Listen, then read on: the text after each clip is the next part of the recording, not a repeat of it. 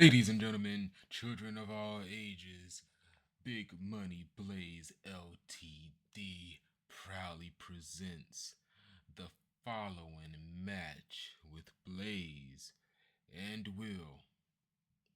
Correction, with Blaze because Will is out again. I'm holding it down from. Let's get into it. All right, and this week was one of the most loaded weeks as we head into WrestleMania season. This week's NXT, SmackDown, and Raw were very good. I mean, they had no business being this good, if I'm completely honest here. Um, we have a few stories that we want to go ahead and cover.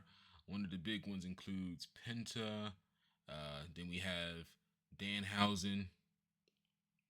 What came of those rumors? Um, CM Punk this past Monday said some unspeakable words towards Roman Reigns.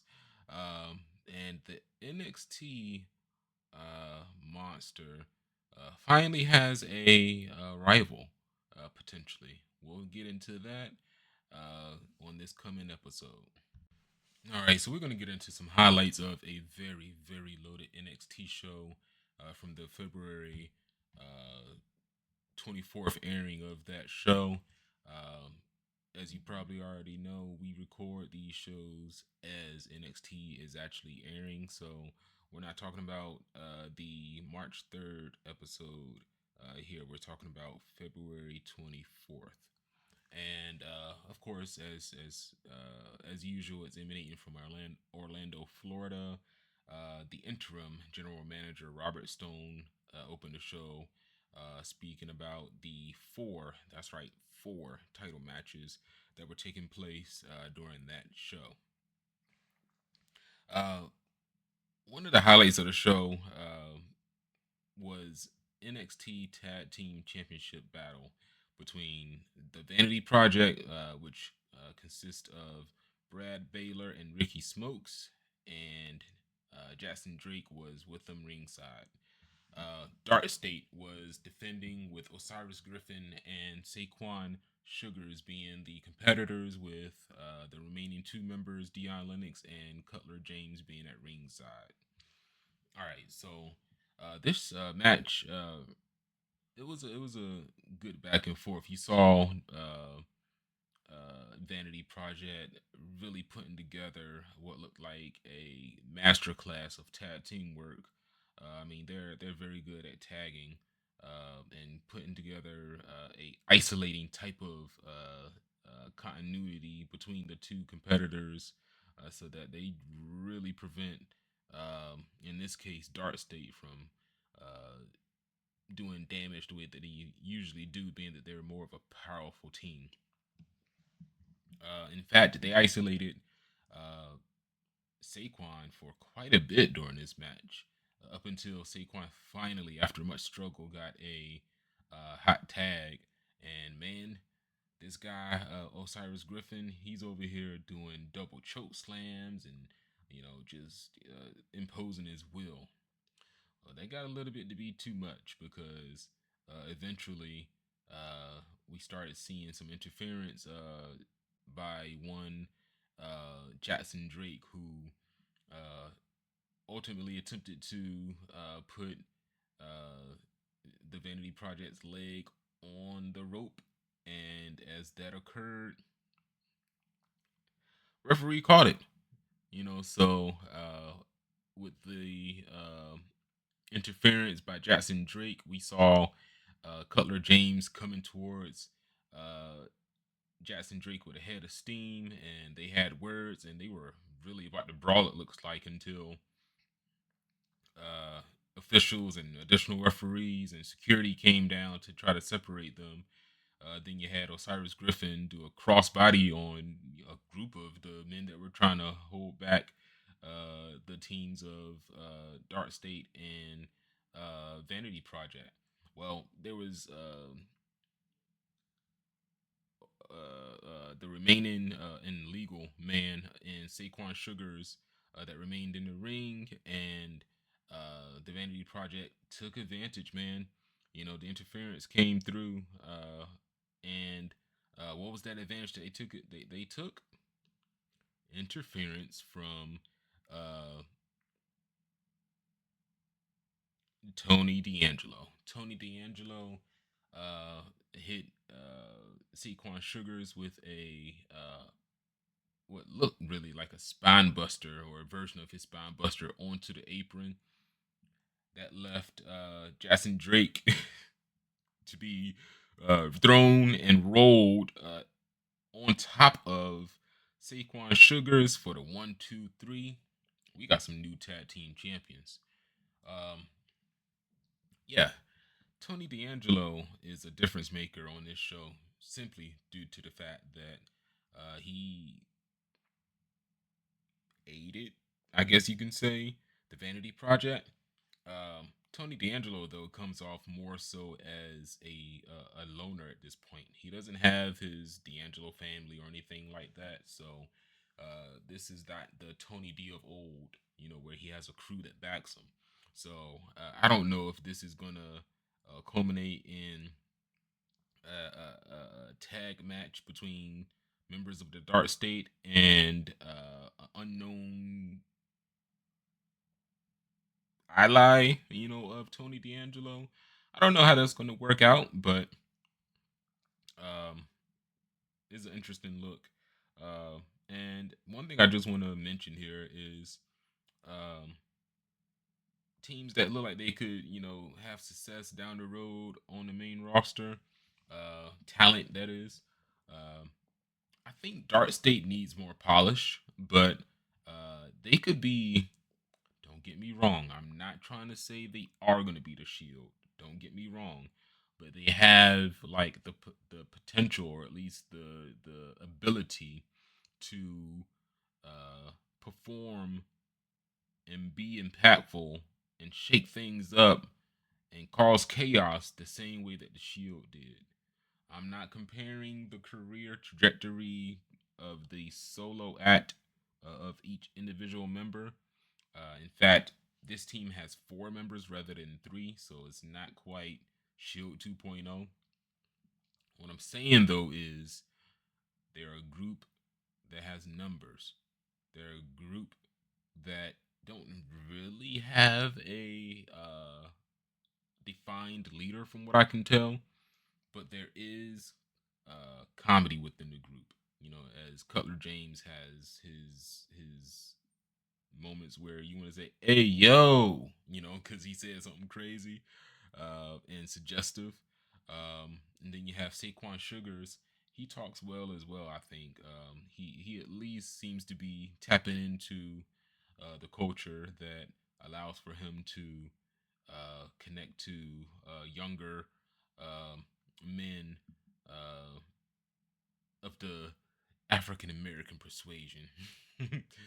um, it's funny that I said that. We might touch on that a little bit later on in the pod. Speaking of Kevan Nash. So anyway, just a little teaser for what's coming up. But yeah, I think Tony D also. He's. I would give him. I think he's ready in 6 months, really. A year tops for him to be headed up to the main roster. So, we're going to be looking at Tony D shaking things up on the main roster with his newly refined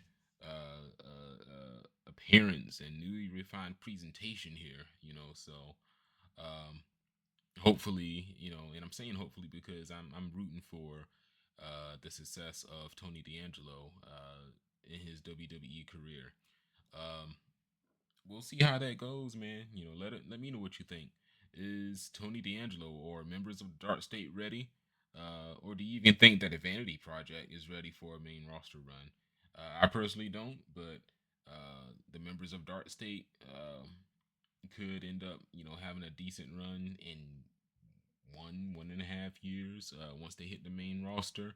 Uh, I'm predicting a much better and much higher ceiling for Tony D'Angelo once he hits the main roster. We just got to establish his new character. All right, so the next match was that WWE Men's Speed Championship Triple Threat match, the unprecedented triple threat match between Elio, LaFleur, Jasper Troy, and Eli Knight. Um, there was many moments as most often happens in triple threat matches where the smaller competitors team up to take out the bigger competitor. In this case, being Troy being taken out by LaFleur and Knight. Uh, this match, we're going to keep the review on this one brief because the match itself was brief. LaFleur stole the pin from Knight with an apron DDT and hit a 450 splash on Troy. And with LaFleur being a French luchador, he made history as the new WWE signee. And as that new signee, he's French, he's a luchador. Um, he's going to go ahead and make an impact here. So, is the speed division doing its job as a developmental showcase? That's a question because it wasn't speed. The speed title wasn't just developmental, but now it is. In fact, it was a Twitter exclusive. So it kind of becoming a vehicle to showcase talent on NXT. Is it working for you? I think it's an interesting concept. Uh, I thought it fit best as a Twitter show, but now with it being on NXT, do I think that it's deserving of all the time that it gets, even if it is a brief segment of a show, because by its nature is a short match that you're having anyway? It's tough to say. I'm still undecided on what I feel about it. Um, but hey, you get people on the screen, you get to show off skills of both, smaller competitors that are speedy and the bigger competitors that can end a match with a quickness due to their size. So um, we'll see. At this point, none of these competitors are ready for the main roster. They're just still raw. I mean, yeah, Jasper Troy is an LFG winner, sure, but he still is raw. I think he still has to develop as a talker. His character still needs to be a little bit more developed. He started out as this silent kind of, his actions speak louder than words kind of competitor. He is getting promo time. He doesn't stand out much to me in that realm. He'll get better. He will. And so will LaFleur, and so will Eli Knight. I hear great things about them both. Uh, so that's I have high hopes for these guys. Um, let's move on to the women's speed championship tournament. Uh, we had Thea Hale defeat Blake Monroe. Um, Jada Parker arrived ringside and nailed. I mean, nailed Blake Monroe with a drive-by. And Thea Hale won that match, and she advanced to the tournament final. And this chaos uh, around this match was noteful. Noteful. It was noteful. No, it's worth noting. That we had that interference. I fully expect, and I think in one of the previews they said at the very least Jada Parker is going to be having some sort of conversation or confrontation, if not physical interaction with Blake Monroe. We'll see. I know that their beef is becoming pretty established within the canon of NXT. So we shall see, as I like to say, how that turns out. Um, the next thing that we're going to go ahead and cover is the match between Uriah Connors and Kel Dixon, who was with Andre Chase representing Chase U. So here we see that Connors was joined by TNA Knockouts champion Ariana Grace, Stax and Lexus King. Um, they have their new stable. So they're all second generation stars, so they're together. Um, y'all gonna have to remind me what the name of their stable is because I am struggling to remember it at the moment. Um, anyway, we had uh, Chase from Chase U watching his former pupils knock out his current pupils with a huge knee strike, and Chase U just continues to just kind of dissolve, really, slowly but surely. Um, our next highlight here is going to be about Keanu Carver. For a couple weeks, Sean Legacy was like, "Hey, I'm not afraid to challenge you, Keanu Carver. I don't care how big and imposing you are and how intense you are, and I'm gonna get you back for driving me into the set of NXT, so you can knock me out of that ladder match. I was supposed to be having that opportunity to be a champion in the ladder match for the NXT title." Well, Keanu Carver made a pretty easy victory over uh, Sean Legacy. He hit the pounce and then a power slam. 1, 2, 3, and look at it. Carver Carver is one to watch. Very early on, I had the thought that I should be comparing him to Obafemi. I don't think he's. It's not that he's not comparable. It's just very clearly he's a different type of competitor.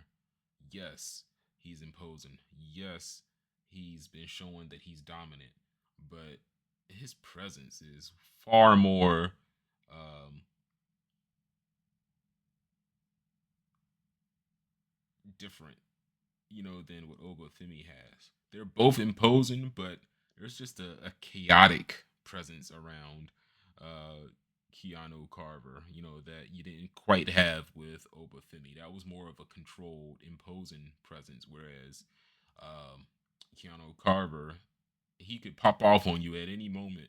You won't know it, but when it does happen, you won't forget it. All right, so uh, our next highlight is going to be the NXT Women's Championship. JC Jane with Fallon Henley and Lainey Reed was going up against Sol Ruka, and JC Jane retained. All due to Zarya attacking Sol right before the match. Wow. Zarya, you really did that? Some can say they saw it coming. I think my partner Will would say the same. He saw it coming. So, uh, finally, um, we saw that trigger being pulled by Zarya, and Soruka missed out on her opportunity. Um, and even after the match, um, Zarya attacked as well. So, fatal influence. There's one moment that I want to speak of because they kept showing it on the highlights. Um, JC Jane's mouth dropped wide open, when at the beginning of the match, Zarya attacked um, Sol Ruka. Um, I mean, it was just probably one of her easier defenses, without her even having to get Fallon Henley or Lainey Reed involved, So, um, fatal influence got a grip on that title, um, and it's just become tighter, due to that interference that was not even their doing. All right, so uh, one of the top matches that was uh, made the main event of the evening was the NXT North American Championship. Miles Bourne up against Ethan Page. Um, let's just go ahead and say the outcome here. Miles Bourne defeated Ethan Page. And right beforehand, he said, "I'll no longer be known as the Deaf Kid." And in that match, uh, we even saw the Vanity Project run down and cracked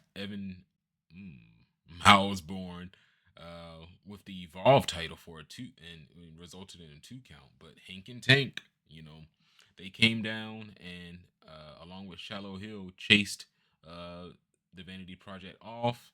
And then Ricky Saints was met by the NXT champion Joe Hendry, allowing Bourne to hit a second Born Again, which, if you don't know what that is, it's just like Dolph Ziggler's zigzag. He got the win. 1, 2, 3. All right. So look, this story was compelling. It's one of the best stories out right now when it comes to not just NXT, just anywhere.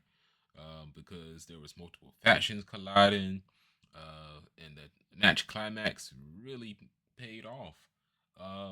It really led to one of the most emotional victories you'll see um, this year. I would say, there's probably going to be a couple more, but this is setting a tone for the emotional payoff that you want to see, where you are really like, yes, finally he deserves it, that kind of thing. So um, let's just go ahead and kind of continue our tracking of some stars who already made it onto the main roster. Since January, we already know that Trick Williams and um, Javon Evans have been doing their thing on the main roster, as well as um, um, um, um, um, um, um, Obafemi. They have been doing their thing on the main roster. All have been impressive. Not one of those have been a letdown thus far. So we'll get into more what they have brought to the table this week. Um, I'm gonna go ahead and try to have you all help me out. Let's continue this conversation. Who on the NXT roster right now deserves to be in the call up conversation? We talked a lot, earlier about Keanu Carver. He has that size, he has that presence. Um, we talk about Elio LaFleur. He's new, but he has that speed. You know, I think it's going to be neither of those two really. It's going to be Tony D'Angelo. He's the closest right now, uh, other than Ethan Page, because we know Ethan Page. He's an established name, even before NXT. Um, I just get to read that Ethan Page is going to be around in NXT for a little bit longer, to be sort of that and I hope this doesn't come off as being disrespectful to him, because I got a lot of respect to Ethan Page, the gatekeeper. He's the gatekeeper for NXT. He's like the guy that you want to get a barometer for how good a guy is. Ethan Page is going to let you know, if he can get some sympathy towards a figure, or even get some memorable moments in ring, with the characters and the competitors, that he's up against, to really give us a barometer for, are they ready? So my assessment of this is going to be Tony D'Angelo. Is going to be closest to being ready. Like I said, within a year. All right, y'all. Let's go ahead and take a break. We're gonna make sure that we are fresh. I'll drink me some liquid to get my voice back to where it needs to be for our next segment. And just to give you a preview, we're gonna be talking about Friday Night SmackDown, which will go ahead and be the go home show for Elimination Chamber. All right, y'all. We'll be right back after these messages, just like those old shows used to say. All right, y'all. This Friday's SmackDown, Friday, February 27th, was emanating from the KFC Yum Center in Louisville, Kentucky. It started the show in chaos. There was a pre-show attack on Jey Uso that resulted in him being loaded into the ambulance even before the show even started. So the SmackDown roster was going crazy. Jacob Fatu told everyone off, including Cody Rhodes. Sami Zayn was the one that had suspicion towards Jacob Fatu. As the show wore on, you saw that. And then Drew McIntyre came out to the crowd denying any involvement himself. So then you had Cody Rhodes running out, and Randy Orton came out, and then you had Trick Williams that ran out, and then you had Javon Evans run out, and then you had LA Knight run out, then you had Trick in LA talking trash with one another. Randy Orton hit a RKO on Javon Evans, just because. Nah, it wasn't just because. Javon Evans was talking some cold trash, basically saying he's going to be the youngest WWE champion, much younger than even Randy Orton. Uh, so there was a stare down between, and it was a brief stare down between him and Cody, Randy Orton and Cody. Um, Trick Williams and Javon Evans, though, even during this segment, before all the shenanigans went down, um, they have some confrontational energy. And of course, this stems from their time in NXT, but that continues into the main roster, which kudos to WWE for remembering that there was beef between Trick Williams and Javon Evans. Um,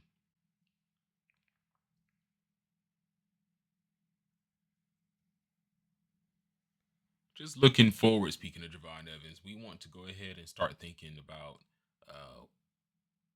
and even start making a quick kind of assessment and prediction on what's going on with Trick Williams and what's coming up. Uh, what's going to be his story heading into WrestleMania? Both Javon Evans and Trick Williams are both saying that they're, the stars, the next stars, and I believe they are. You have Trick Williams, who is constantly being compared to The Rock and Booker T. Then you have Javon Evans, who is just like this young, exuberant guy. But they had a chance to showcase, what they can do in the Elimination Chamber, um, and they show what they can do there, and we'll touch on how that went down, and just pivoting back to Trick Williams, there's been talk, according to reports internally, that WWE has been looking at Trick Williams versus Sami Zayn at WrestleMania, with there being a double turn. So Trick Williams becoming a babyface and Sami Zayn becoming a heel. Um, it's not how I think it will go down. I personally think Trick Williams will be involved somehow, but I just don't think it's going to be a WrestleMania thing. I think between now and WrestleMania, there's going to be a continued run-ins between Zayn and Williams, but the spiral, Trick Williams has played a part in that spiral, along with his confrontation with Cody thus far and his confrontation with Jacob Fatu so far. So um, after we finish talking about Raw, and after we finish talking about, of course, what we're talking about right now with SmackDown, I'll kind of let you know what I'm thinking. Should really happen um, at WrestleMania. Um, Especially involving that WWE championship that Drew is holding. So let's pivot to Sami Zayn. he had a meltdown backstage after having a confrontation between himself and Jacob Fatu. I touched on this earlier, but Sami Zayn said that um, he was screwed over, basically, and Jacob Fatu corrected him, rightly so now, saying that no, no, no. Um, Fatu himself got screwed over, and that maybe Sami Zayn should be looking out, or I'm sorry, and maybe Jacob Fatu should be looking out for Sami Zayn. Sami Zayn apologized. I'm sorry, you're right, I'm sorry. And then he calmly, begrudgingly, but calmly said, "You deserve, you deserve a second chance." And when Jacob Fatu kind of looked at him, kind of approving, okay, yeah, that's what I thought. After Jacob Fatu walked away, uh, Sami Zayn went off, started knocking over bottles again, and just thrashing about, just destroying things in the background, once again. So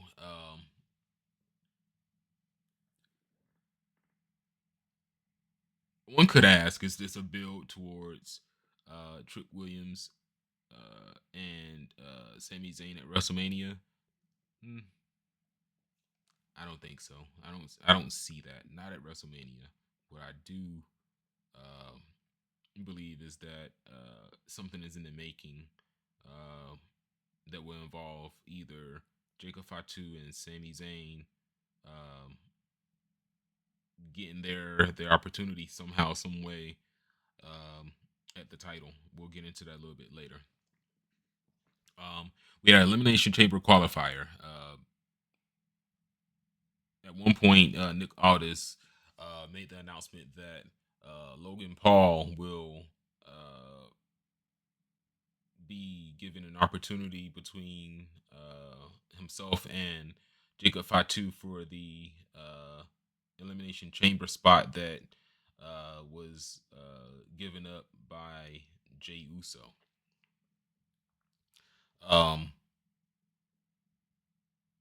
In the end, the WWE champion Drew McIntyre attacked Fatu as he was about to go hit his patented moonsault, which allowed Logan Paul to roll him up for a 3 count.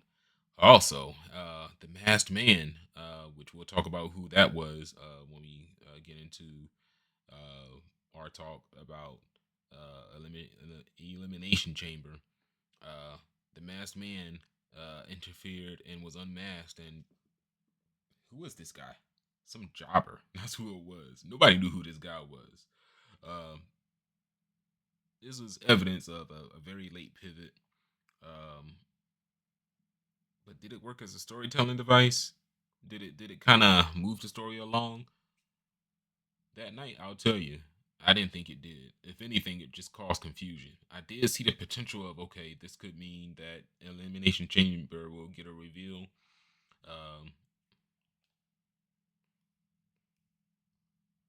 This is going to be kind of the through line of today's show of who that competitor was. Um, we did have a WWE Women's Tag Team Championship. The Irresistible Forces, who are Nia Jackson, Lash Legend, uh, had their match with Rio. Rio is Rhea Ripley and Io Sky. Um, Both Ripley and Sky hit a double baseball slide and went for hurricanranas off the apron, but got caught and battered into the barricades by the two stronger competitors in Nia Jackson, Lash Legend, before ultimately becoming, that's right, the new champions. Nia Jax and Lash Legend celebrated backstage, and Kathy Kelly was not given an invitation to their big celebration. Um, Lash Legend is who's spotlighted here because this is her first title in WWE after only being on the main roster for a handful of months. So this pairing with Nia Jax especially after seeing an interview on Chris Van Vliet earlier with Nia Jax. It seems like Nia Jax has been called the locker room leader. She's calling herself that as well. Chelsea Green has kind of vouched for her as being like the nicest person, even though her character on screen is nothing but nice. But I say all that, Lash Legend is a strong superstar. She's 6 foot or darn near 6 foot, and clearly one of the strongest women on the roster.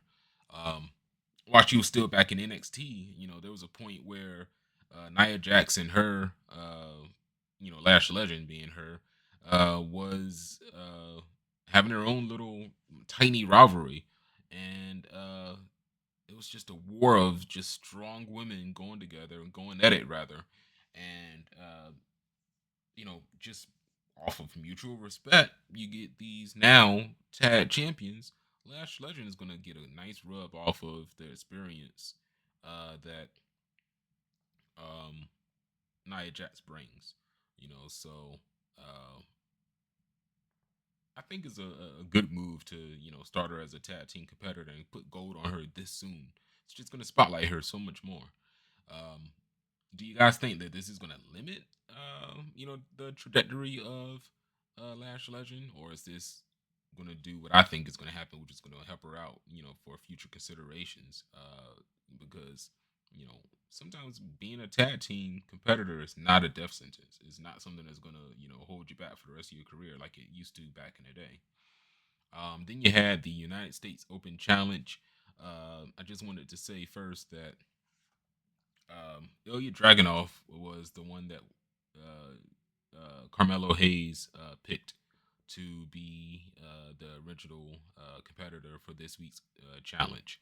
But because um, Dragunov was, just down on himself, I mean, he didn't even have his gear on, causing Hayes to say, "Where's your gear? I picked you." So Dragunov. Um, Ultimately he needed a pep talk. At least that's what Carmelo Hayes gave him. And he was like, "Look, I handpicked you for this shot, man.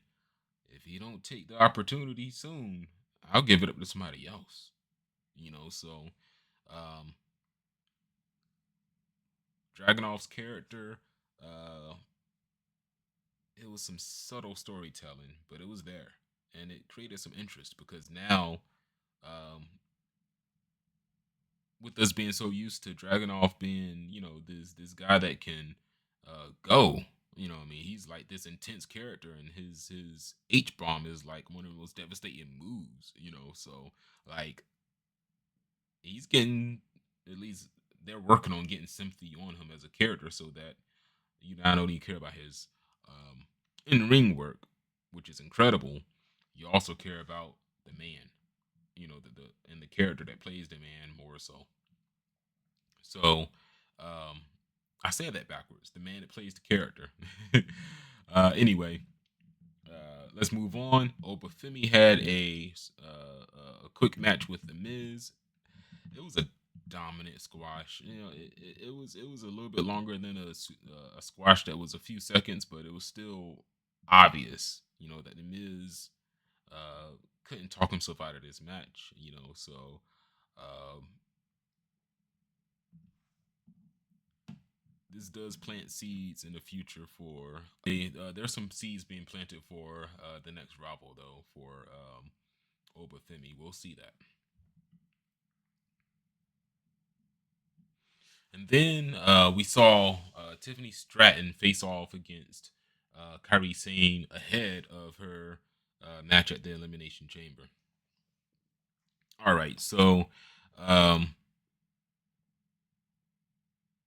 ultimately this was a match that had Asuka.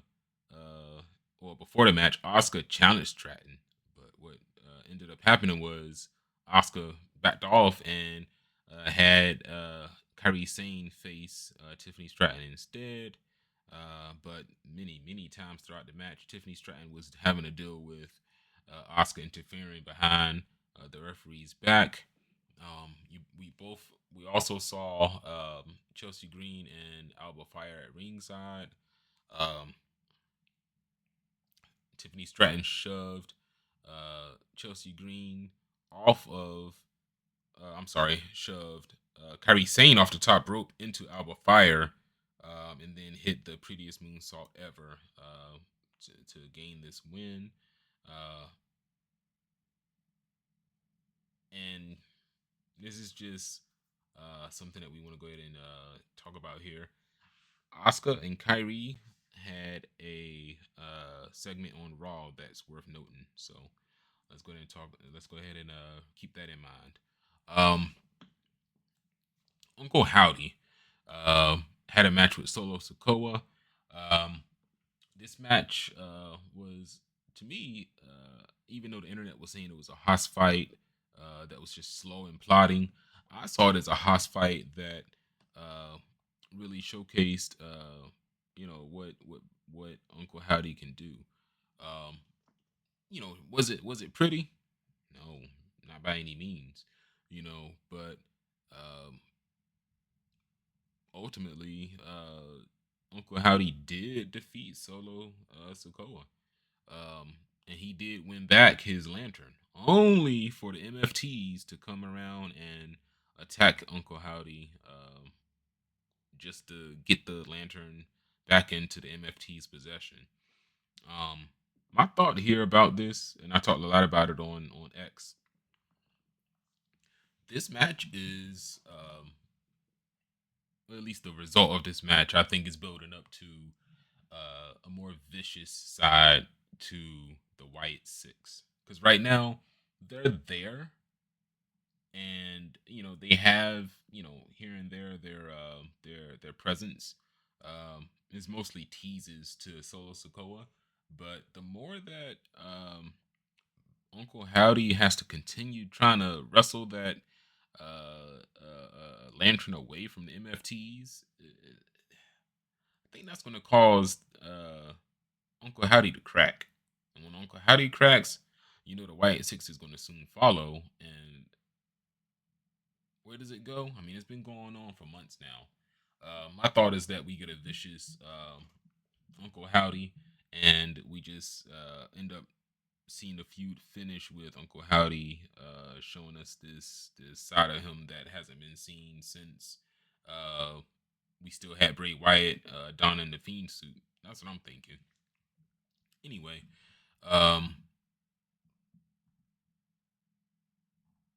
that's all I wanted to go ahead and cover with that. We will pick up where we left off shortly after this because we do have to briefly go ahead and cover uh, Elimination Chamber, and then we'll go ahead and cover Raw and the happenings of that. Um, so we'll go ahead and get that handled.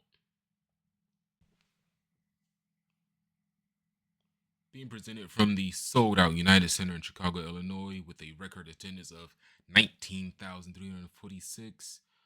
We had the Elimination Chamber. This was the first time in decades, 3 decades, if I'm not mistaken, that the WWE had a event at the United Center, not just a premium live event, any event come out of Chicago, So this was a big deal. Triple H confirmed that the men's Elimination Chamber winner and the women's Elimination Chamber winner would each earn a opportunity at the world title of their respective divisions, specifically SmackDown's undisputed WWE Championship and the WWE Women's Championship, since both Royal Rumble winners chose Raw titles. Danhausen had his debut. Uh, but wait, how did he debut? He was who was in the crate that was, teased for weeks and weeks and weeks, traveling between Raw and SmackDown.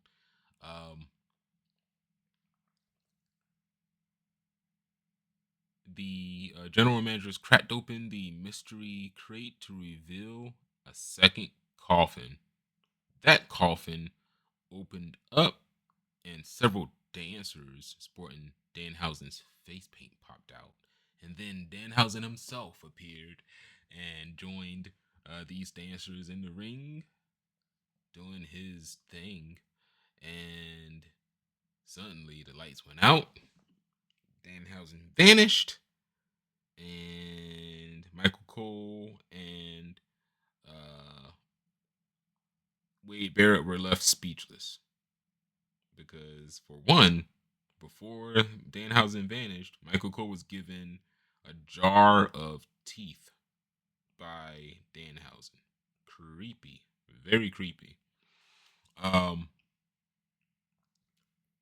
In the aftermath of that, we want to go ahead and just mention, because there was a lot of live tweets, especially, on X, indicating that there was some confusion. There were some people that thought it was fine and great and, loved it. There was others who was like, this is a horrible debut. Why would you even spend so much time on this crate story just for it to be Danhausen? He's not factored into the plans for WrestleMania. Why did we need this? But very clearly WWE has plans for him. We'll talk about that potentially later on when we talk about Raw, if we have time. So we started the show with the Women's Elimination Chamber. That was the first action that we got. Just as a reminder, this match featured Rhea Ripley, Tiffany Stratton, Kiana James, Asuka, Alexa Bliss, Raquel Rodriguez, Jade Cargill was in the crowd watching. She actually was in the skybox. The first two competitors in this match were Kiana James and Tiffany Stratton. The third competitor in the match was Asuka, who entered the match and attacked Kiana James, but James actually took control of the match for a bit, which was pretty impressive for such a new competitor into this kind of spot in this sort of stipulation match. Then you had Alexa Bliss, who came in fourth, and the entire field was just knocked out and laid out, with Alexa Bliss's style, her unorthodox offense, that Spitfire offense is what I like to call it, because she just is all over the place, and even though she's diminutive, she strikes hard.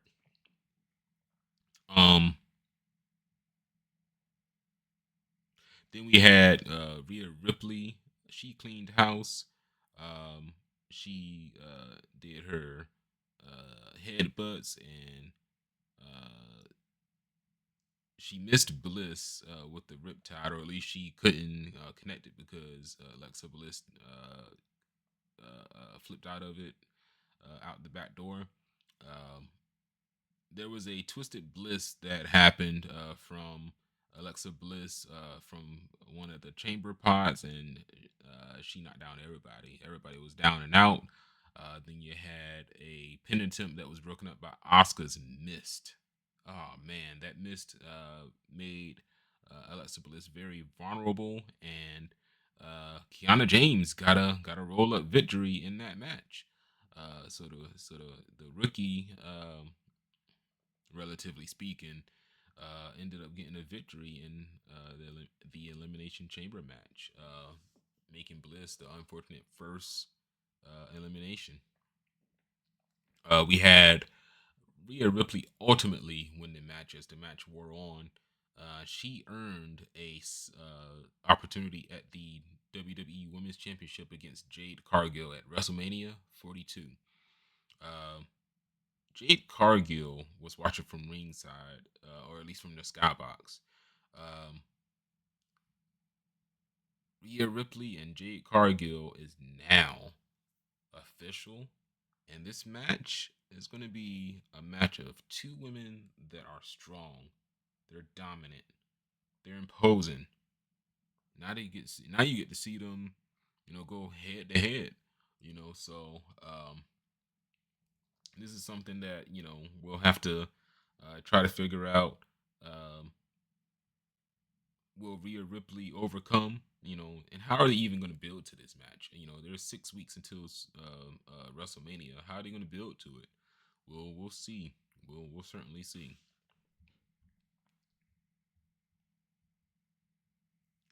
Then you had AJ Lee defeat Becky Lynch. This was the right move. There was lots of build up.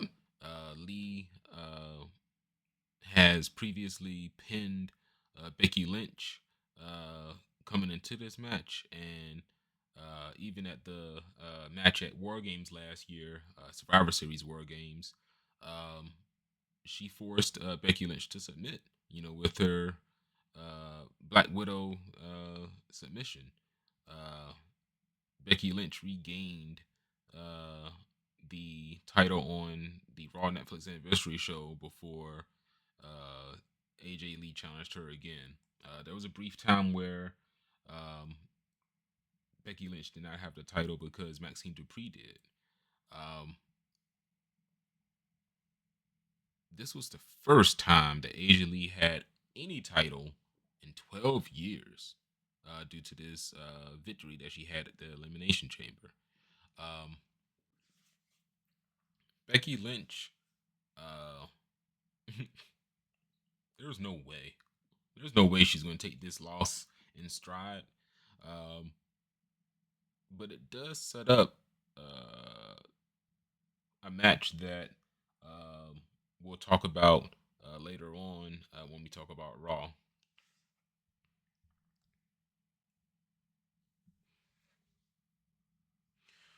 The next match that we had before the main event was CM Punk versus Finn Balor.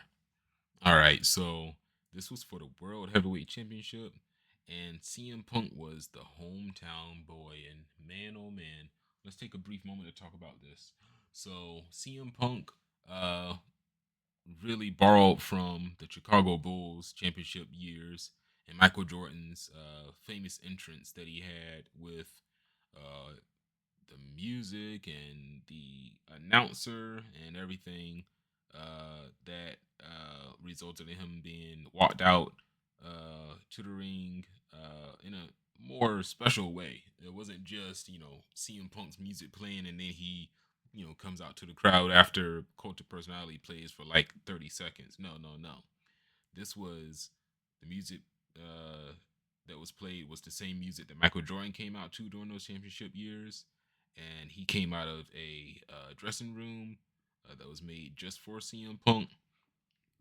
As that music played, you also heard CM Punk announced by a legendary announcer that was also the one that announced Michael Jordan. So very special presentation when it came to that, and um, you know, everyone was ready for this match after seeing that. It was special. Um, after the match got underway,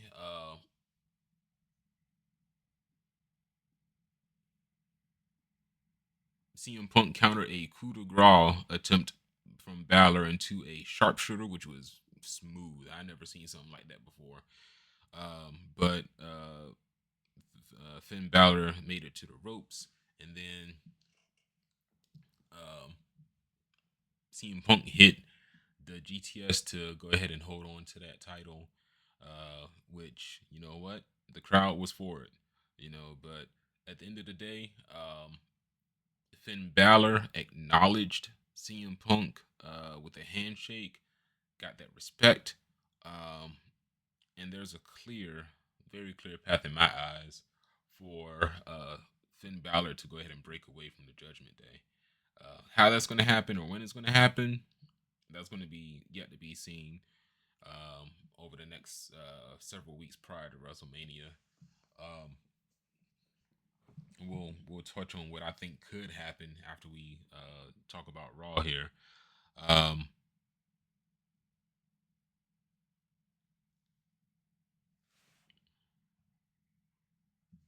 let's move forward here. So the next thing we're going to go ahead and talk about is the main event here. Um, The men's elimination chamber match featured Cody Rhodes, Javon Evans, who was the first competitor, first competitors rather. Then you had Trick Williams and Logan Paul, uh, who was also accompanied by Austin Theory and Paul Heyman. Then you had LA Knight and Randy Orton.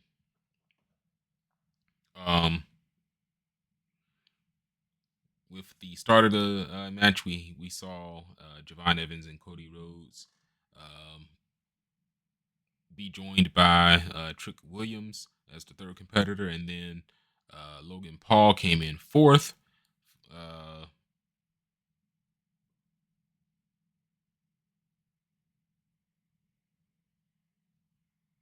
Logan Paul was jumped by Evans, Williams, and Rhodes. They all teamed up to attack Logan Paul there. So that was an interesting turn of events there. And I noticed that everyone in that trio that attacked Logan Paul was wearing yellow/gold gear. Coincidence? Probably not.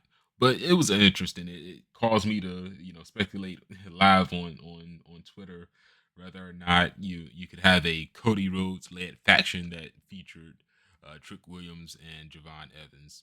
I don't even know how that would even pan out, but it'll be a fun little fantasy booking situation of how that could pan out. Maybe we could play up that on a future episode. But anyway, um, Logan Paul made it to the top of the Logan Paul made it to the top of the pod with Javon Evans. LA Knight then knocked out, who was also up there, knocked out Javon Evans with the BFT on top of the pod. And when the final entrant, Randy Orton, made his way into the ring, all 6 competitors were still around. There was one point where Logan Paul low blowed LA Knight to eliminate him. There was a hilarious botch that occurred where LA Knight, went for his patented elbow drop where he starts at the second rope and then dives down with a Macho Man type of elbow drop. Nah, that didn't happen this time. He went to jump up to the top rope after he was situated on the second rope, and he slipped down. And instead of doing it the way that he usually does, he ended up just catching himself on the mat and performing his elbow drop from the mat instead. But that led to a low blow that eliminated LA Knight after all that. Then Cody Rhodes hit Trick Williams with a crossroads, and Logan Paul threw Cody Rhodes aside and pinned Williams for the third elimination that he had in the match after eliminating a couple other competitors prior to the aforementioned competitors. Then one masked man tried to scale the cage, but was detained by security, and that man was unmasked by Adam Pearce, who was nobody knew who he was, and Adam Pearce was hilariously saying, "Who the heck are you?" Then a second masked man entered the open Elimination Chamber doors and hit a curb stomp, which allowed Cody Rhodes to eliminate Logan Paul, who was the victim of that curb stomp. There was a reveal of the masked man in this moment. Okay, so the masked man stood there, proceeded to take his hood off, and then he took his mask off. It was none other than Seth Rollins. He was the Vision leader who had been turned on and as communicated violently by the remaining Vision leaders or members. And he took his revenge on the Vision by way of attacking Logan Paul. Seth Rollins left through the crowd as Rhodes and Orton remained In the match, Drew McIntyre broke into the cage, though, the chamber, and struck Cody Rhodes with the title belt. Um, Cody Rhodes and Orton then fought off McIntyre eventually, but Orton immediately hit Cody Rhodes with the RKO to win. Now, let's go ahead and talk about this in a little bit of detail. Cody Rhodes hit Drew McIntyre with Crossroads immediately after essentially the rebound of the Crossroads. Randy Orton hit the RKO on Cody Rhodes. So this was, my goodness, incredible booking if you ask me. It's now has the uh, title match in question. I only say that only because um, it looks like it's going to be Randy Orton versus Cody, where very clearly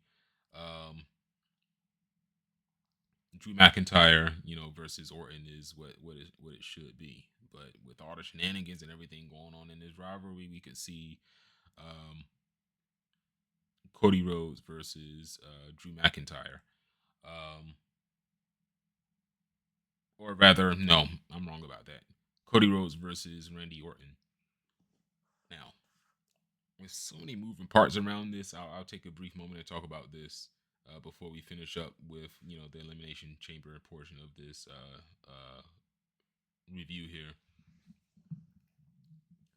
I speculate that it's going to be a fatal four-way match. This fatal four-way will feature Cody Rhodes, Drew McIntyre, and Randy Orton, with the fourth competitor being Jacob Fatu. That's why I think it's going to be the fourth competitor. The wild card in this, though, is going to be Sami Zayn. So we'll see how things shake out when this week's SmackDown comes out. But my goodness, interesting things going on here, really. When we focus on the newest competitors that had their opportunity to do their thing in this Elimination Chamber match, we had Javon Evans and Trick Williams be their electric selves. I will say that Trick Williams had a very memorable entrance. He had a illuminated turnstile type of device that Trick Williams stood on. Of course, he had his normal, lighting, but it was just he did that slow turnstile with his white robe on, and he made his entrance that way. I mean, the internet and myself was like, man, look at that aura, man. It is palpable. There is no way you can think that Trick Williams is, excuse me, not going to be a star that's going to be factored into main event pictures for years to come. Javon Evans, he was eliminated by Logan Paul's pulverizer, so that was the third competitor that was not mentioned earlier. Logan Paul hit the pulverizer on Javon Evans, eliminating him quickly out of the match. And Logan Paul was also eliminated, as we talked about before, with the Crossroads from Rhodes. But Paul taking advantage. I'm undecided about how this leaves both of them.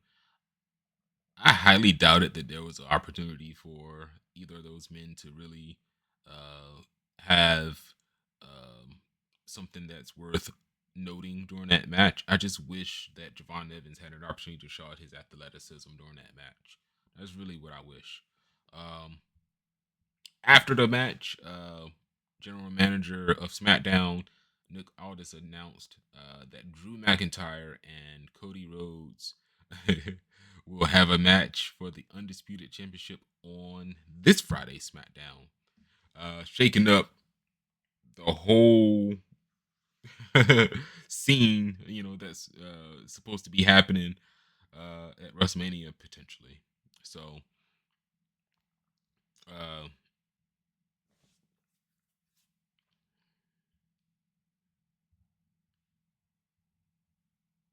by the time that happens, this coming Friday coming up, next Monday, we'll know who the heck, the match for the title will be with. Will it be with Randy Orton and Drew McIntyre, or will it be with Randy Orton and Cody Rhodes? So we're gonna go ahead and stop here. We're gonna go ahead and talk about Raw coming up because there's some juicy stuff to talk about there as well.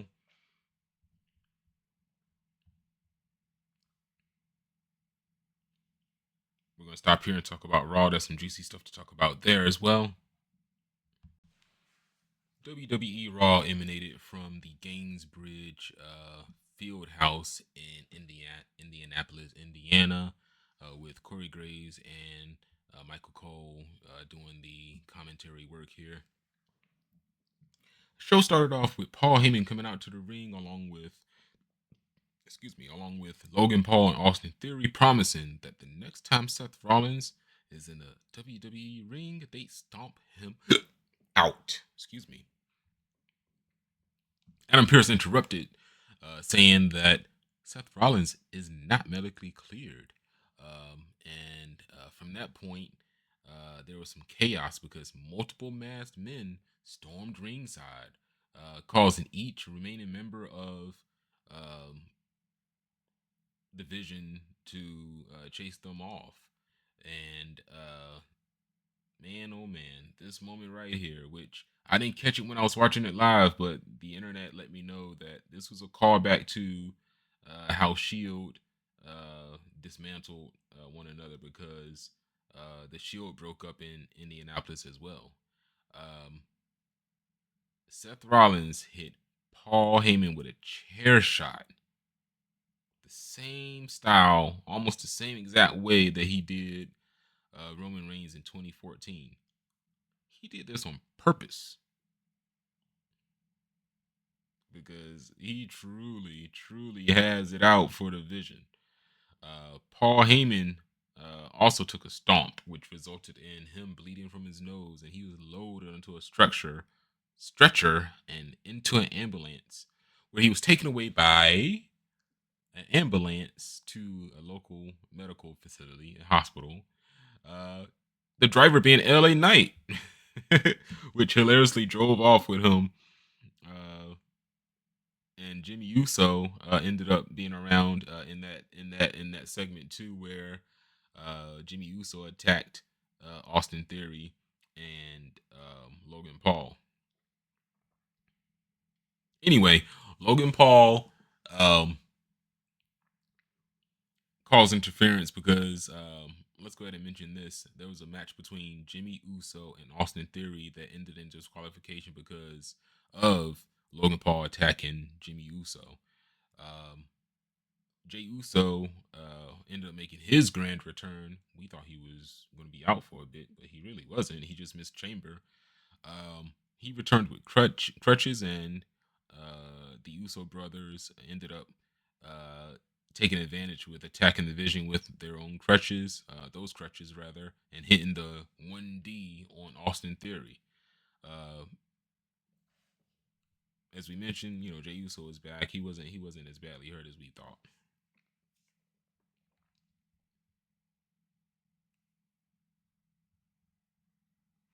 Anyway, this does this weaken the Vision, especially without Bronson Reed, especially without Braun Breaker. Are we seeing a weakened version of the Vision right now? Don't know, but yeah, for sure, this is something that is going to be factoring into the lead up to WrestleMania.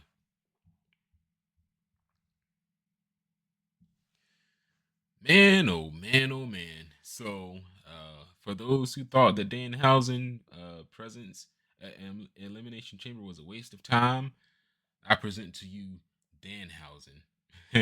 which I will position him as the most viable wrestler of this episode. I say that because Danhausen presented Adam Pearce with a list of demands. Okay. And on that list of demands, he mentioned a blimp, a photo pointing at Triple H or pointing with Triple H, and his face on every single truck. Um, before the segment ended, Adam Pearce hilariously was handed this list that was dripping wet, and Adam Pearce was like, "Why is this wet?" And Danhausen said, "Oh, I dropped it in the toilet," and Adam Pearce just dropped it. Anyway, the next thing that happened, as Dominic Mysterio and the rest of Judgment Day walked into the scene, uh, essentially being arrogant, not all of Judgment Day, and we'll see that later on when we talk about it. But Dominic Mysterio basically brushed off Danhausen. Danhausen took exception to that and cursed Dominic Mysterio.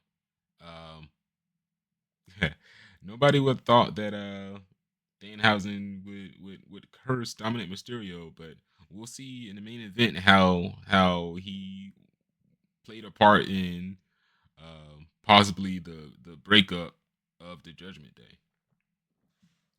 Um, Finn Balor, speaking of the Judgment Day, Finn and JD Madonna arrived to Raw without Dominic Mysterio and the rest of Judgment Day.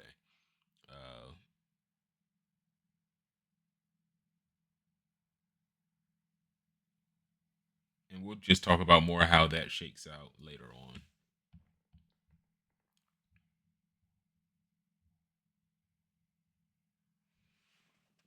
So here we go. We're going to talk about the match that led up to a very interesting turn of events regarding Judgment Day.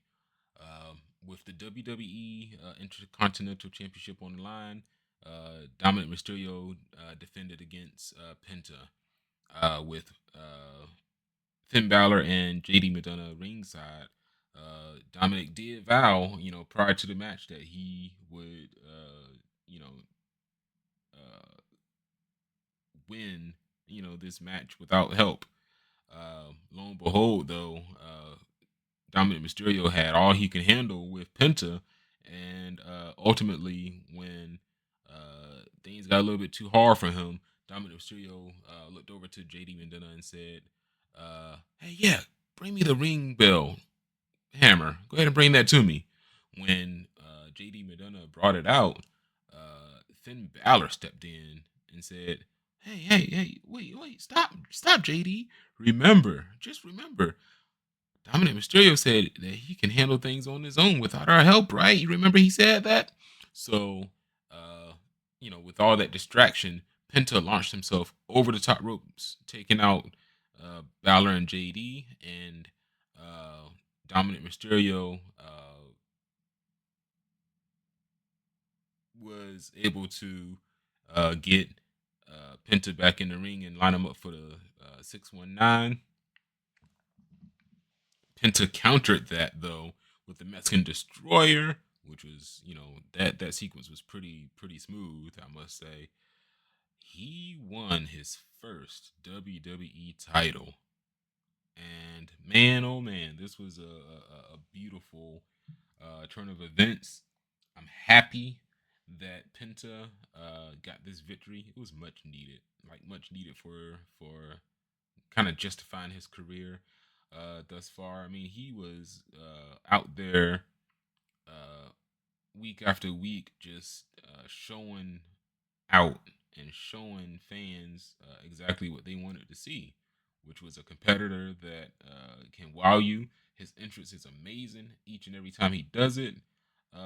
This guy's money, So um, Dom's reign ended with only his match with Penta being his defense, and he didn't successfully defend it. He lost it right then and there with that first and only defense for this particular reign.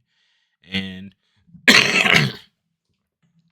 we now look forward to what's next with Dominic Mysterio, now that the protection of Judgment Day is starting to fracture, with Finn kind of really starting to slowly drift on the side of good, if you want to call it that.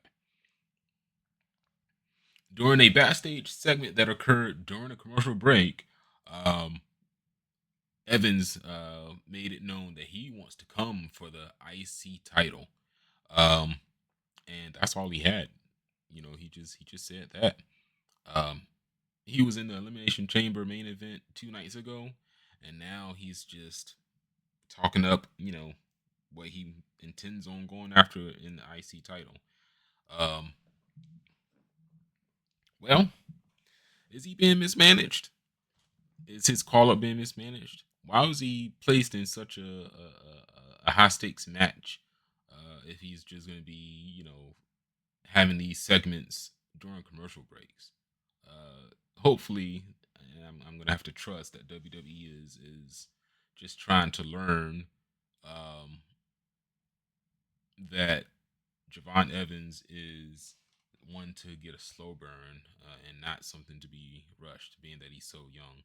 But I think he's got the tools now to be a player. So why is he having these issues? Who knows? With, you know,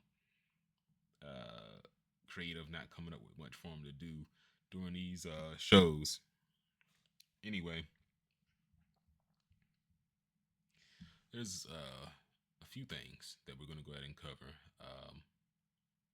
First, Io Sky and Rhea Ripley went on and went their separate ways in a very amicable way. You know, it was not one of those things where there was a heel turn or, you know, anything like that.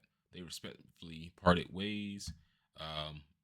Rhea is going to go ahead and move on to SmackDown to challenge Jade Cargill. And on SmackDown, we'll go ahead and see their first face-to-face between Jade Cargill and Rhea there. Since they're going to be building up towards the women's championship at WrestleMania. And Io Sky was encouraged by Ripley, you know, to go ahead and do that. And as they hugged, it was a emotional one. Don't get me wrong, it was emotional split, but they knew that they had better things, bigger things ahead as singles competitors. And since the champion of the women's division over on SmackDown is there in Jade Cargill, Rhea Ripley will have to go ahead and make her place be SmackDown. So that's ultimately the reason for the split, because Io is a Raw competitor. So shortly after that, we do see Kairi Sane and Asuka backstage. Asuka kept asking, "Why didn't you qualify for the Chamber? I asked you to qualify for the Chamber."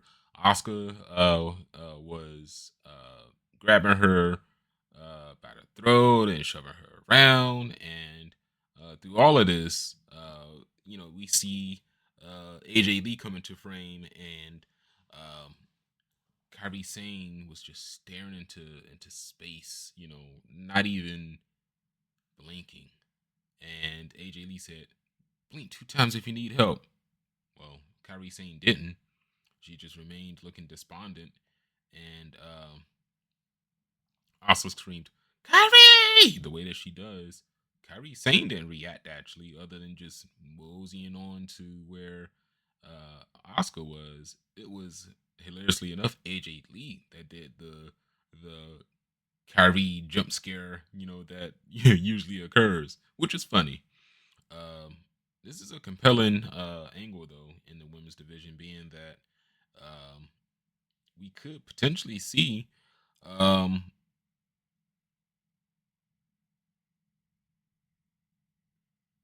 let's just say we could potentially see a budding friendship, potentially even a turn of Kyrie Sane into a face character since she's building up so much sympathy, and eventually you're gonna see uh, that Kyrie Sane has had enough, and she's gonna finally stand up to um, Oscar. All right, so we then eventually see in another backstage segment um, Bailey and Lyra Valkyria having a conversation about you know Bailey not being able to have a WrestleMania moment once again. There's no plans, no obvious plans for that. Um, Ultimately, Lyra Valkyria convinces Bailey to go talk to Adam Pearce about getting involved in the Intercontinental Championship title picture. And Bailey was like, you know what, dude? Come with me. Both of us can go ahead and have a conversation with Adam Pearce. Bailey had a run in with Io Sky. Io Sky was pretty blank faced. I mean, there was no expression on Io Sky face as she came out of um, Adam Pearce's office. Um,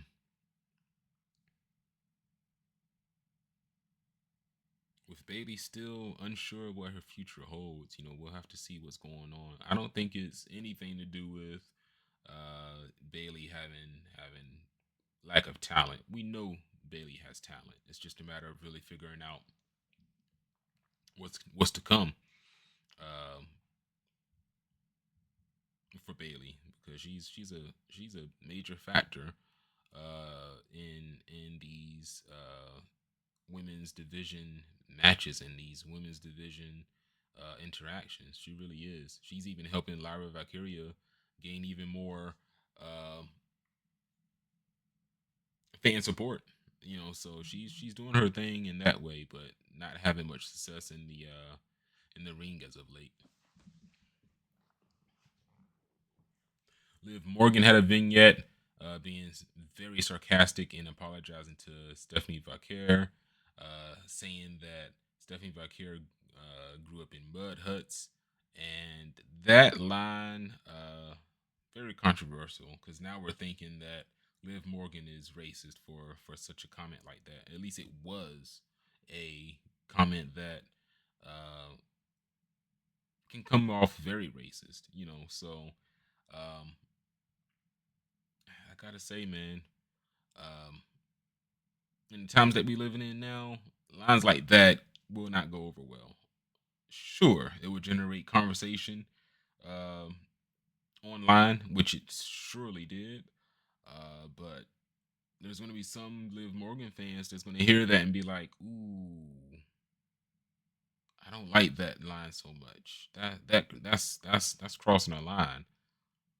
Personally, I think this is just great heel work, and it's just great storytelling. In fact, the reason why a lot of people are thinking that Liv Morgan is coming off as racist here is because the way that she presented those lines was very believable.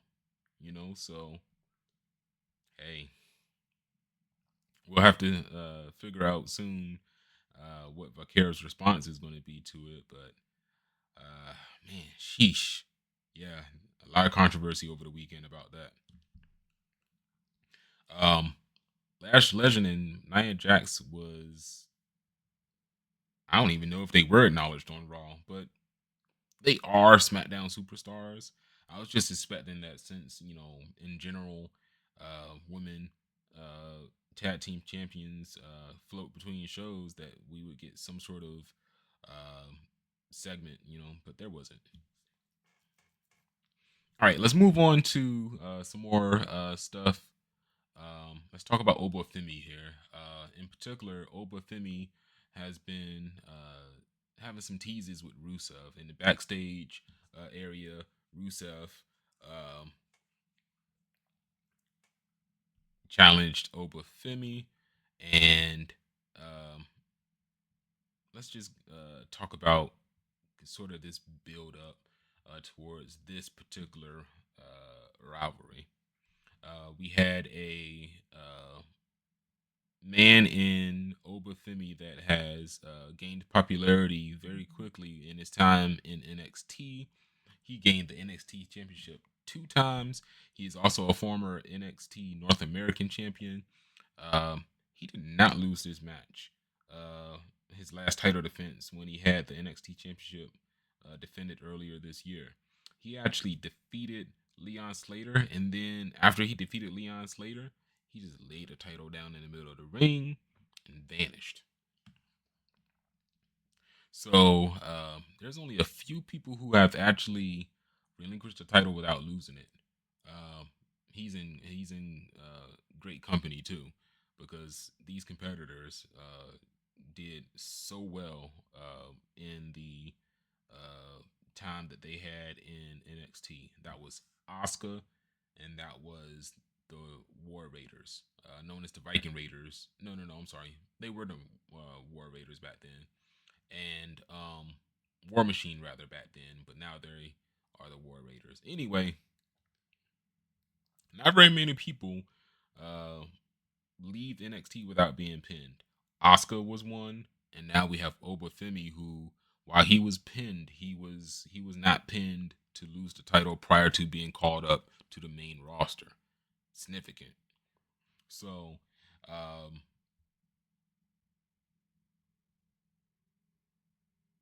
oh, and he proceeded then, I'm sorry, to run through the uh, main roster after he made his debut at the Royal Rumble. In fact, he even had the most eliminations during that match as well, being the first competitor too. So he had the longest time in the match too.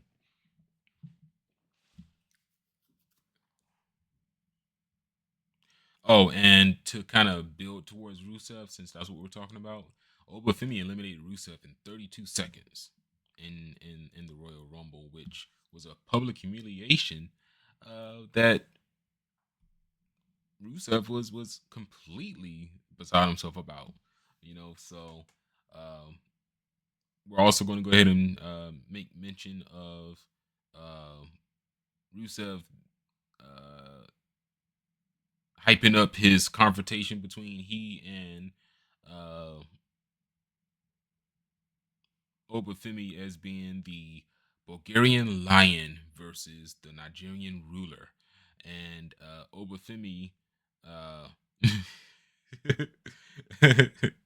he told Obafemi to check with his daddy Adam Pierce, uh, to see if he can go ahead and make that match happen. Uh, Obafemi had his music hit. He had his normal impressive entrance. Um, Fans chanting "Oba, Oba," and he called Rusev into the ring, jumped off.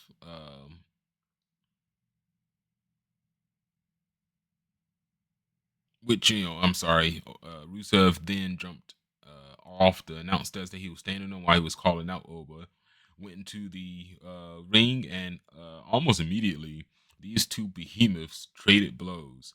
Femi got the upper hand.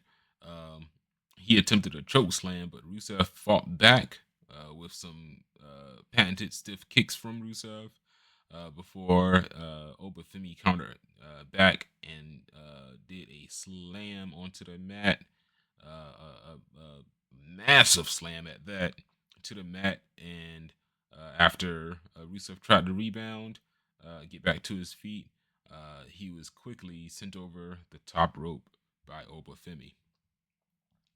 So this is probably an unfair comparison, but Obafemi seems to be figured into the plans of um, Creative's future. In WWE, being Obafemi's future. In the eyes of Creative, rather.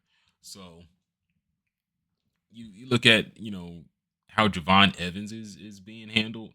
Then you look at how Obafemi is being handled. You wonder, why isn't uh, a talented competitor in Javon Evans being used uh, and presented in such a way that he's also, going to be someone to look out for in the future? Um, you know, we'll see though the official match between um, Rusev and Obafemi, um, which would be at Raw's location of Seattle at the Climate Pledge Arena. All right, so we're going to go ahead and end this segment. We're going to move on to our next segment here, which is going to be talking about the AJ Lee segment, along with Gunther having a match with Dragon Lee as well. We'll touch on both those things. AJ Lee came out to the ring and acknowledged that she doesn't know how she got to this point. You know, she just came back to kind of get Becky Lynch's head smaller than it had grown to be, um, but end up winning the the women's IC title instead. AJ Lee challenged the women's roster to come and try to take the IC Women's Championship because she's there to be a fighting champion. All right, so we move on to Gunther, who defeated Dragon Lee after a spirited, and I mean spirited, um, fight from Dragon Lee. Dragon Lee attacked Gunther during Gunther's entrance. Gunther sent Lee into the timekeeper's area with a body drop that looked like it hurt badly. And then the way that he got the advantage, though, ultimately, after such a fight that was put up by Dragon Lee, was, I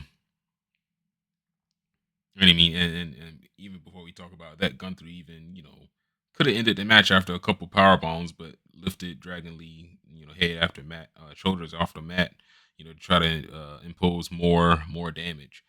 But anyway, Dragon Lee's mask was ripped off at the end of that match, and Gunther put the sleeper on quickly, forcing a submission. And Gunther looked like he was an absolute menace heading into WrestleMania.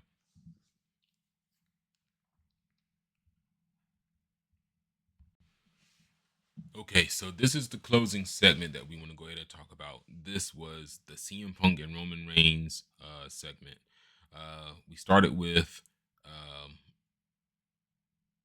Roman Reigns coming out, doing his entrance that he does, and then as he normally does once he's in the ring, he says, "Indianapolis, acknowledge me," and right when that was said, CM Punk's music played. He came out and he said he acknowledged Roman Reigns just because that's what he does. He just wants to, go ahead and he did it to stroke his ego, essentially. Um, Reigns asked if a tweet hurt his feelings. Let's talk about this tweet real quick. Nobody quite knows what tweet he was talking about. I think it was more so, and the internet thinks it's more so just overall, in general, any tweet that CM Punk reads or hears is one that's going to get to him and get under his skin. I think that's what Roman Reigns was getting at. CM Punk said that no tweet bothers him. He doesn't get bothered by all that kind of things. And he came back also saying that he's tired of carrying Roman Reigns BS, as he compared, the bags under his eyes as being Roman Reigns BS that he has to carry. CM Punk also told Roman Reigns that he's gonna bury him at WrestleMania, and he would bury him next to his father. Roman Reigns left the show stunned. And they showed even after the show, Roman Reigns was walking up the ramp and he was just looking like, you could see in his eyes. I think CM Punk, no, I know CM Punk not only touched a nerve, he touched on the last nerve that Roman Reigns had. And in this situation, fans were questioning, and I'm questioning it too. But I think it's all a part of the show. Uh, did CM Punk go too far with that line? You know, did he do too much? Did he say too much? Um,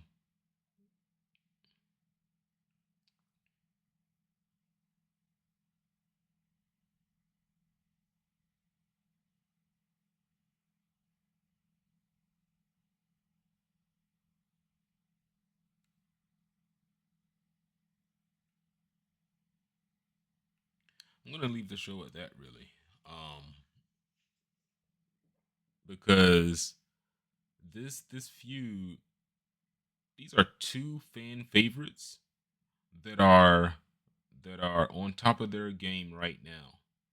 You have CM Punk, who's been a fan favorite for his entire career. You have Roman Reigns, who is, I'm no longer going to say fresh off of, but he's a year or two removed off of one of the longest reigns in WWE history, and definitely the longest reign in WWE modern history. So um, this tribal chief, this original tribal chief persona that he has gotten him far. So he's garnered so much crowd love. So this dynamic where the crowd is essentially going to have to either choose between the two competitors, or they're going to have to uh, kind of get used to the fact that uh, they're going to have to cheer for both men at any given time during this build to WrestleMania.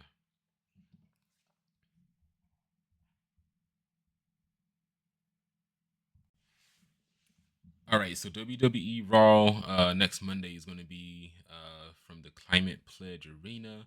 We're going to see Obafemi versus Rusev. We're going to see a women's IC title gauntlet who will that will feature Io Sky, Bailey, Lyra Valkyria, Ivy Now, Asuka, and Raquel Rodriguez. Quick prediction is that Raquel Rodriguez is going to win because styles make fights, as JBL used to say.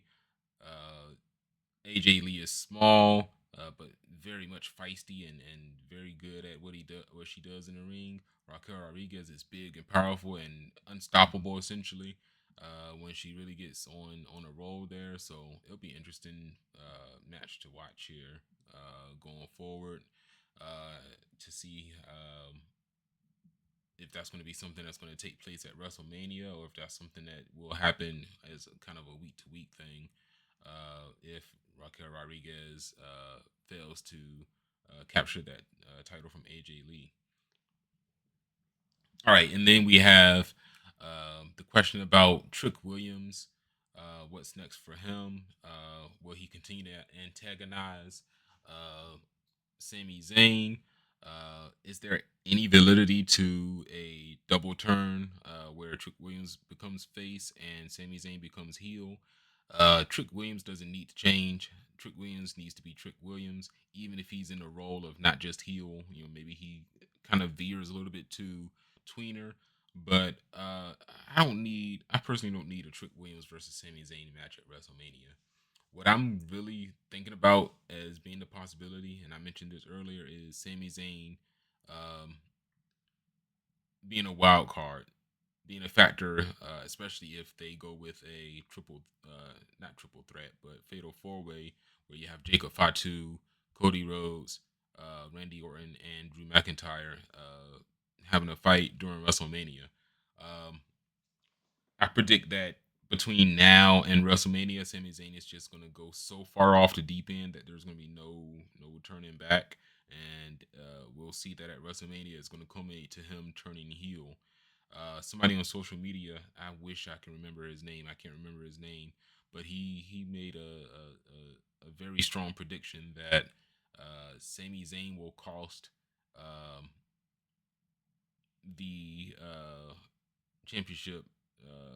He'll cost Cody the championship, and then Jacob Fatu will also, have his opportunity dash with a Claymore kick to him, making it so that he's not the winner either. And all of that, will just cement the fact that Sami Zayn has lost his mind and he's going nuclear on Cody Rhodes, which could potentially lead to a